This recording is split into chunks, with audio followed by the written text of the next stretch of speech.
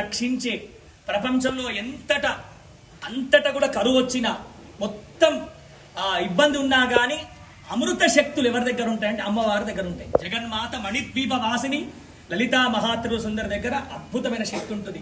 అమ్మవారికి అందరూ ప్రార్థన చేస్తారు. అలా ప్రార్థన చేసిన వెంటనే జగన్మాత ప్రత్యక్షమై అమ్మని చాలా విధాలుగా స్తోత్రం చేస్తారు.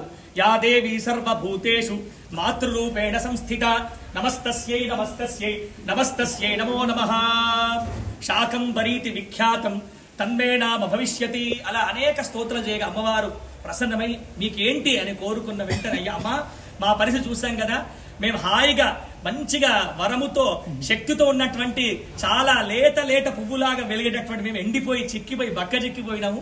మాకు ఆకలి లేదు, ఏం లేక భూమి మీద ఒక మొక్క లేక కరువు వచ్చిందమ్మ. మొత్తం శరీరం అంతా 100 నేత్రాలు వచ్చిన తర్వాత ఆ నేత్రముల ద్వారా వర్షాన్ని కురిపిస్తుంది.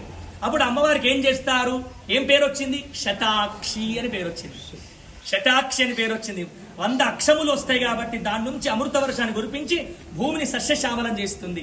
మళ్ళీ అయినప్పుడు అడుగుతారమ్మా, మాకు ఇంత వచ్చినా కానీ నువ్వు ఎట్లా వచ్చావు కదా, నీ చేత కాస్త మాకు అమృతము, నీ చేత పండ్లు ఫలములు తినబుద్ధిద్దామా, నువ్వు వంట చేసి పెడితే తినబుద్ధిద్దామా అని ఘోరంగానే అమ్మవారే స్వయంగా తన ఒంటి నిండా భూమిని అప్పటికే మొలకలు లేవు, తన ఒంటికి వచ్చినటువంటి అన్ని మొలకల చేత పండ్ల చేత కాయగూరల చేత వంటి దేవతలకు పెడుతుంది, మునులకు పెడుతుంది. అలా పెట్టేసరి